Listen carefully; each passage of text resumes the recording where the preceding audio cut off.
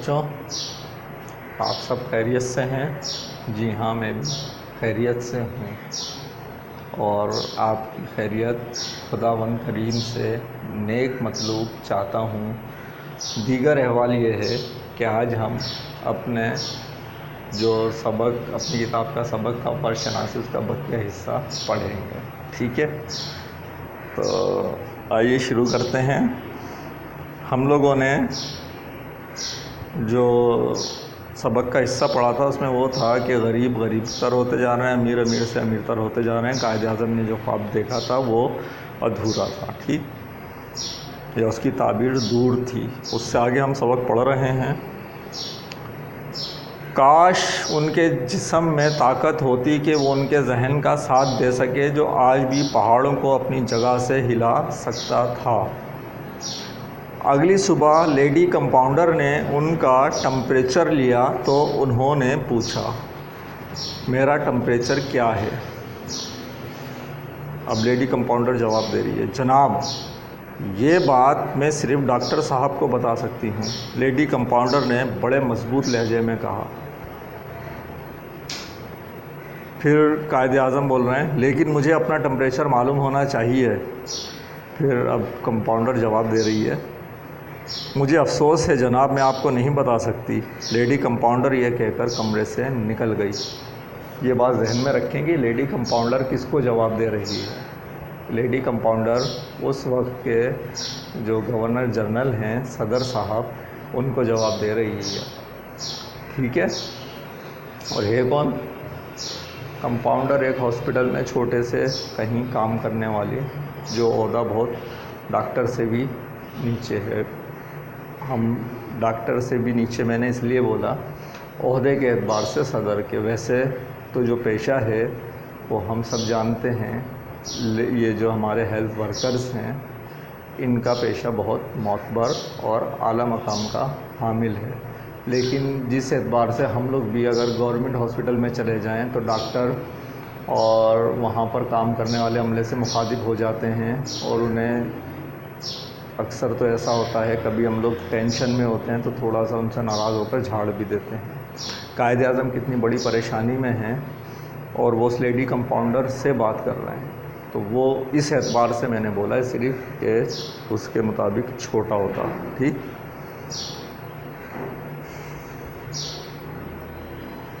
कायदे आज़म के होंठों पर मुस्कुराहट नमूदार हुई। नमूदार होना, जाहिर होना, आ जाना। हालांकि नाराज़ होना चाहिए था, लेकिन क्या हुआ? मुस्कुरा रहे हैं कायदे आज़म। किस बात पर? देखते हैं। उन्होंने फ़ातिमा से कहा जो करीब ही खड़ी थीं, मुझे ऐसे लोग पसंद हैं जो अपनी बात पर डटे रहें और किसी के दबाव में ना आ सकें। कुछ देर वो फ़ातिमा की तरफ देखते रहे, फिर मध्यम सी मुस्कुराहट के साथ कहा, फ़ाती तुम ठीक कहती थीं। ये अपनी बहन को प्यार से बोल रहे हैं। मुझे बहुत पहले स्पेशलिस्ट डॉक्टरों से मशवरा कर लेना चाहिए था। कायदे आज़म की इस बात से ज़ाहिर हो रहा है उन्हें यह अफसोस नहीं है कि उनकी ज़िंदगी ख़त्म हो रही है कुछ दिन है, लेकिन जो पीछे ऊपर काम बताए गए हैं ना, उनके अधूरा रह जाने का कलक, गम, अफसोस, सदमा उनको हो रहा है कि काश कुछ एहतियात करते तो शायद और जी लेते। लेकिन ज़िंदगी और मौत तो बहरहाल अल्लाह ताला के हाथ में उसने एक वक्त मुकर्रर किया है। फ़ातिमा ने अपनी आंखों में हल्की सी नमी महसूस की रोने की। लेकिन मुझे अफसोस नहीं है, कायदे आज़म ने उनके चेहरे से नज़रें हटाकर खला में देखते हुए कहा। उनके चेहरे पर माजी की सारी अज़मत ऊद कर आई, सिमट कर आ गई है, उनके चेहरे पर ज़ाहिर हो गई है। मैंने हमेशा अपनी मर्ज़ी के मुताबिक अमल किया, ज़िंदगी भर मेरा यही उसूल रहा। तो ये क्या थी? उस लेडी कंपाउंडर के ज़रिए एक बहुत छोटा सा सबक जो हमें पढ़ाया गया, लेकिन बहुत वसी मफ़हूम लिए हुए। हम किसी भी ओहदे पर हों, अपने ओहदे को छोटा ना समझें, उसके मुताबिक जो हमारा फ़र्ज़ है उसको पूरी ईमानदारी से अदा करें, चाहे सामने कितना भी बड़ा कोई शख्स क्यों ना हो। यहाँ पर मुझे एक वाक़या याद आ रहा है जो मैंने पढ़ा था किताबों में, वो मैं आपको सुनाता हूँ। ठीक है बच्चों, काम है अभी करते हैं और वाक़या याद आ गया तो अब सुनेंगे, सही है ना।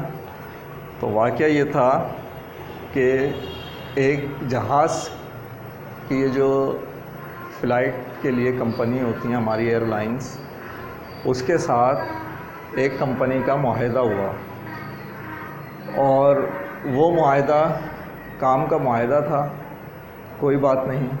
उसका जो चेयरमैन था उसकी नशिस्त बुक थी, सीट उसने बुक कराई जाने के लिए। किसी वजह से उनकी मिसेज़ ने उनकी फ़्लाइट कैंसिल करा दी। उनको ये बात पता नहीं लगी। वो जैसे ही एयरपोर्ट पर पहुँचे तो फिर उन्हें बताया गया आप तो अपनी सीट कैंसिल करा चुके हैं। वो चौंक गए और इस बात पर हैरान थे कि मैंने अपनी सीट कैंसिल नहीं कराई। खैर मालूम किया तो पता लगा कि हाँ, आपके पास से ही, उन्हीं के पास से सीट कैंसिल कराई गई थी। अब क्या हुआ, उनकी इम्पोर्टेंट मीटिंग है, उन्हें जाना है और इतना बड़ा शख्स वहाँ पर खड़ा हुआ है। वहाँ पर जो ये सिविल एविएशन अथॉरिटी का अफसर जो है वो खड़ा हुआ है, जो फ़्लाइट कंट्रोल करता है। अब उसके बाद जो कंपनी, ये जो एयरलाइन कंपनी है, उसका जो चेयरमैन है वो उसको कहता है कि आप इन साहब के लिए, किन साहब के लिए, जिनसे इनका कारोबारी मुआहदा तय हुआ, एक सीट जो है इस फ़्लाइट में निकाल कर दें। तो वो कहता है इसमें तो तमाम सीट्स बुक हैं, इन्होंने कैंसिल कराई थी तो हमने वो सीट भी किसी को दे दी है। तो कहने लगे कोई बात नहीं, इसमें से आप किसी की भी एक की सीट कैंसिल कर दें, हमारा बहुत बड़ा नुकसान हो जाएगा वरना। उसने कहा अगर कोई ख़ुद सीट कैंसिल कर देता है तो उस सूरत में तो मैं इनको सीट दे सकता हूँ, लेकिन मैं अपनी मर्ज़ी से ज़बरदस्ती किसी की सीट कैंसिल नहीं कर सकता, ये उसूल के ख़िलाफ़ है।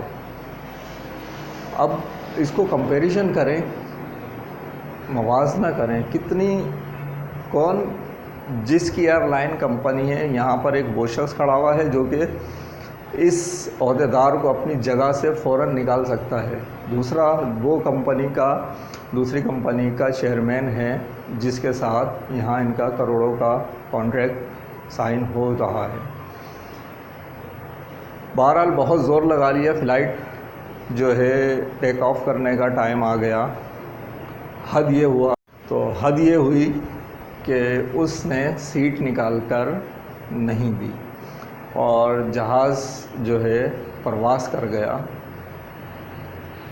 अब इस अफसर के लिए मसाइल खड़े हुए।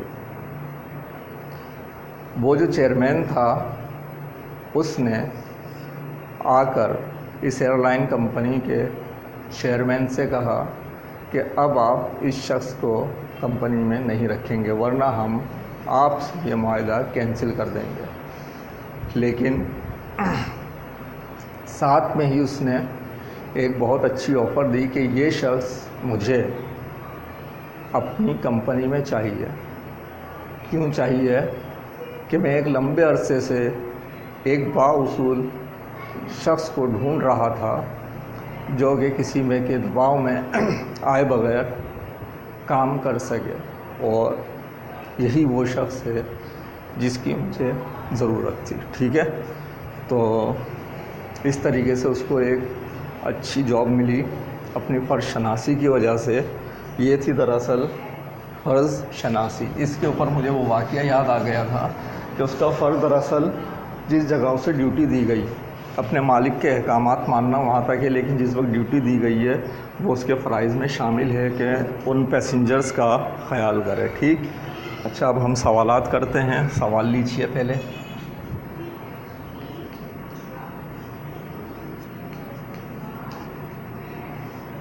ठीक है बच्चों, आज के लिए पहला सवाल, वैसे तो यहाँ सवाल नंबर इसका कुछ और है। लेडी कंपाउंडर ने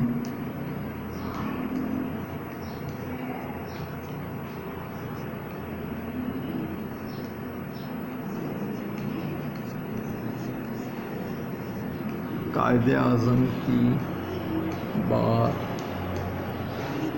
का क्या जवाब दिया।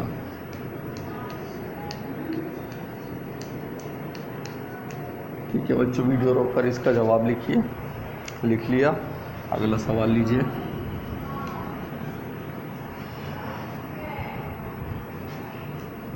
कायदे आज़म ने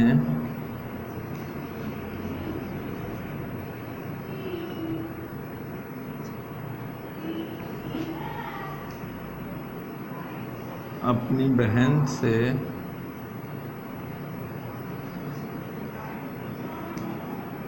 क्या कहा। यहाँ पर एक बात बता दूँ, इस सवाल का जवाब लिखने से पहले इसके दो जवाबात हो सकते हैं।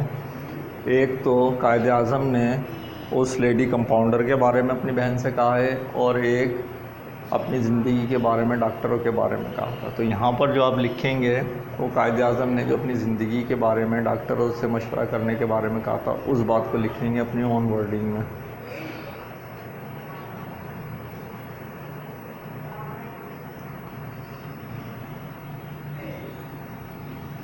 अगला सवाल, ज़िंदगी भर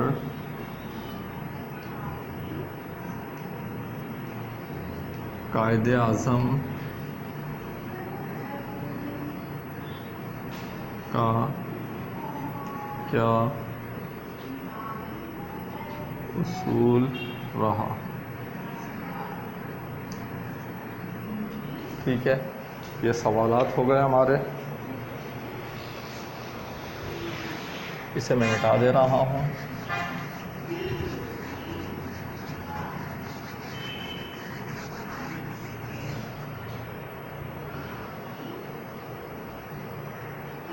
इसके बाद हमारे पास ठीक काम है ग्रामर का।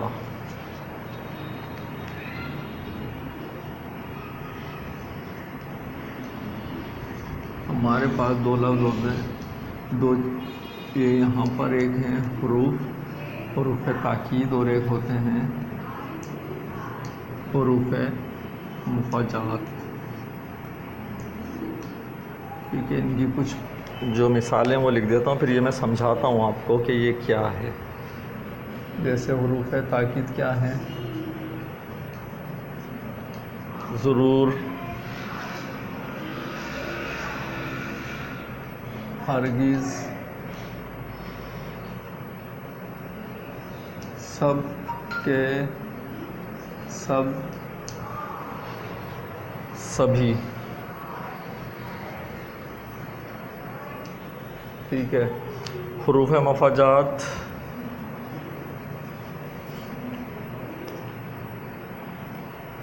अचानक,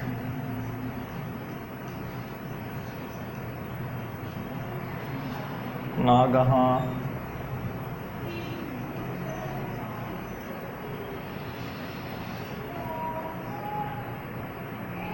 नागाह,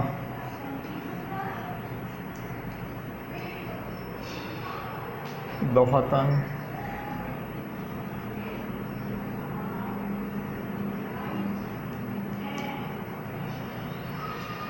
यकबारगी,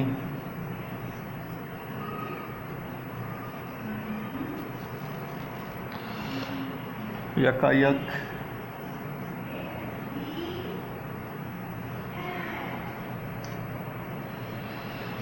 इत्तिफाकन,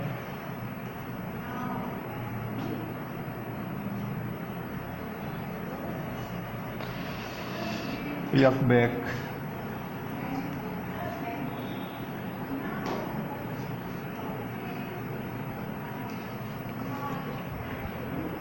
ठीक है बच्चों, तो ये हमारे पास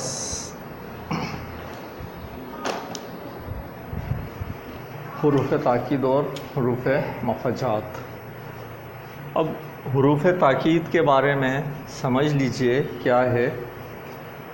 इसकी पूरी तारीफ़ तो आपके पास इस सफ़े पर मौजूद है, जो आपके पास डॉक्यूमेंट्स में मौजूद है, सफ़ा नंबर 44। हुरूफ़ ताकीद आपके पास वो लफ्ज़ होते हैं जिसमें किसी चीज़ के ऊपर ज़ोर दिया जाए, बात के ऊपर ताकीद की जाए, लाज़मी ऐसा काम कर लीजिएगा। इसमें जो लफ्ज़ यहाँ लिखे हुए हैं, इसमें जो हरगिज़ लफ्ज़ है, इसके बारे में जहन में रखें कि ये तो हमेशा मनफी जुमले में इस्तेमाल होता है। मैं तुमको हरगिज़ नहीं जाने दूँगा, तुम हरगिज़ ऐसा नहीं कर सकते, मैं हरगिज़ ऐसा नहीं हूँ जैसा तुमने समझ लिया। ठीक, तो हरगिज़ जब भी इस्तेमाल होगा मनफी में इस्तेमाल होगा। बाकी इसके अलावा जो ज़रूर, तुम कल स्कूल ज़रूर आना, ताकीद की जा रही है इसमें, किसी चीज़ के ऊपर आप एक शख्स को ज़ोर दे रहे हो। ठीक है, सब के सब, अभी इसमें कुछ जुमले हैं प्रैक्टिस के, वो हम करेंगे। ठीक है, सभी, मुझे ये सभी बच्चे कल स्कूल में हाज़िर चाहिए, मुझे आप सभी बच्चे कल स्कूल में हाज़िर चाहिए। ठीक है, कल बहुत इम्पोर्टेंट लेक्चर है। सही है। हुरूफ़ मफ़ाजात, इसमें किसी बात का अचानक, किसी वाक़े का अचानक रूनुमा होना, उसके लिए जो लफ्ज़ हम उस बात को ज़ाहिर करने के लिए जो लफ्ज़ इस्तेमाल करते हैं वो हुरूफ़ मफ़ाजात कहलाते हैं। और वो लफ्ज़ ये है अचानक। मैं गाड़ी पर जा रहा था, अचानक वहाँ से दूसरी गाड़ी सामने आ गई और मैं ब्रेक नहीं लगा सका। नागहां, अच्छे भले खुशी खुशी हम शादी में जा रहे थे, नागहां कहीं से कुछ डाकू आ गए और उन्होंने क्या करा, गन पॉइंट के ऊपर हमारा सब सामान ले लिया। ये सारे अल्फाज, ये अचानक कोई वाक़या हो जाता है ना, उसके लिए ये अल्फाज हमारे पास इस्तेमाल होते हैं। ठीक है, तो हुरूफ़ ताकीद और हुरूफ़ मफ़ाजात आपको समझ में आ गया होगा। 44 नंबर सफ़े पर इसको आप अच्छी तरह और पढ़ सकते हैं। अगर कुछ समझ ना आया हो, मैं यहाँ पर सिर्फ़ इन दोनों में से किसी एक के बारे में जुमले जो है वो करा देता हूँ।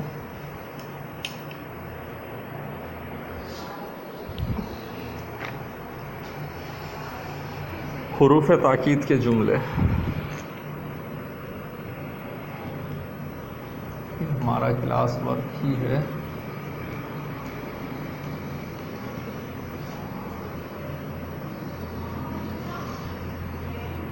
पहला जुमला है, अच्छा ये सवाल लिखें,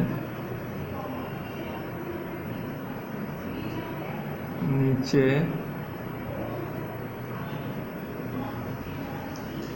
दिए गए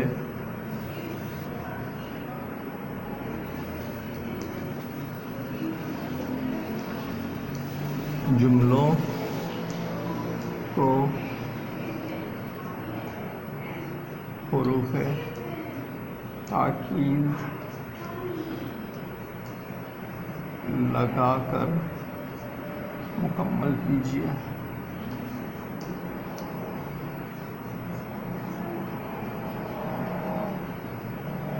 ठीक है, पहला जुमला है इसका,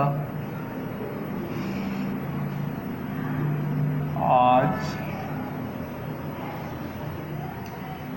शहर के डैश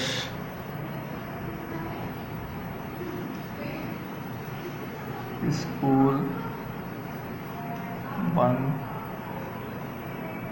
है।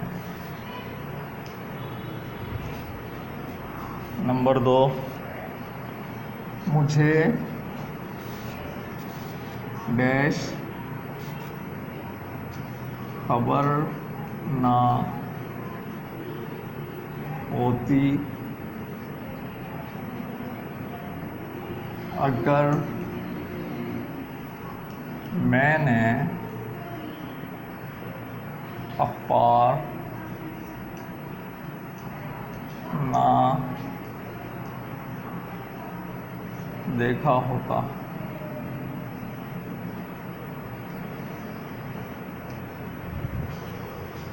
तीसरा जुमला है,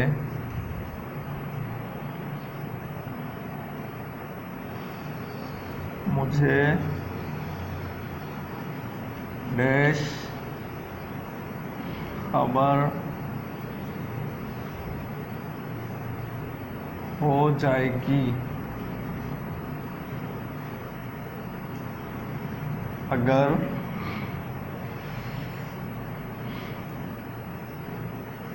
ऐसी कोई बात हुई।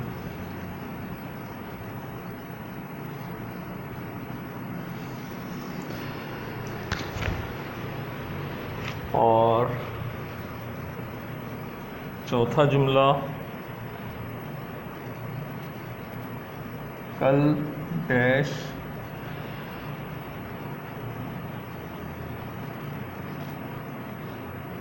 स्कूल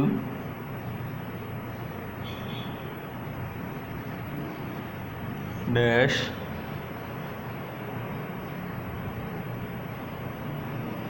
खुल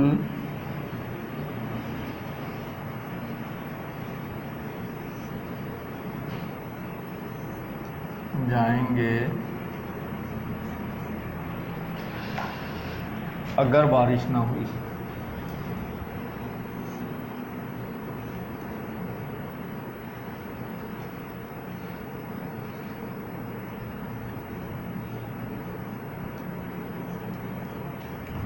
सही है बच्चों। तो इससे हमें क्या करना है, हरूफ मुक़ज्जात या हरूफ ताकीद है, इनमें सिर्फ हरूफ ताकीद आएंगे।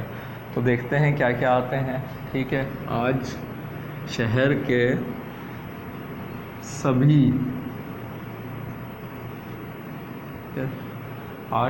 सभी स्कूल बंद हैं। मुझे डैश खबर ना होती अगर मैंने अखबार ना देखा होता। हरगिज़।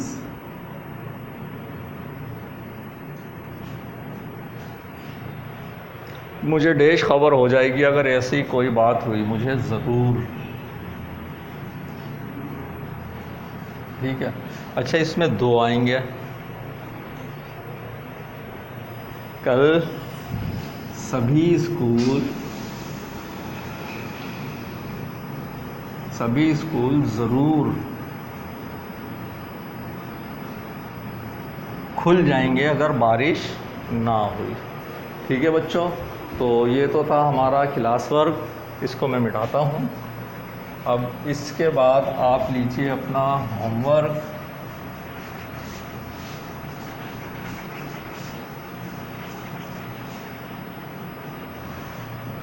होमवर्क में क्या है आपके पास,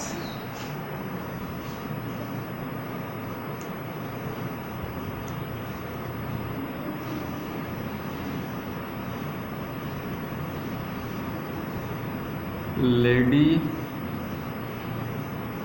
कंपाउंडर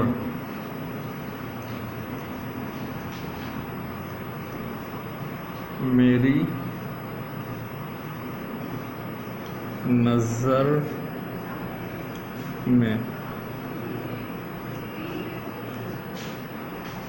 आपको यहाँ पर लेडी कंपाउंडर के बारे में लिखना है कि आपने जो बातें यहाँ पर लेडी कंपाउंडर के बारे में पढ़ी, उनको देखकर आप तो के जहन में उसका जो इमेज बन रहा है, आपके ख़्याल में उसका किरदार, खूबियाँ, खामियाँ जो भी हों, वो आपको यहाँ लिखनी है। ठीक है, ये सबक हमारा आज का मुकम्मल हुआ। इंशाअल्लाह अगले सबक के साथ आपसे मुलाकात होगी। अल्लाह हाफ़िज़।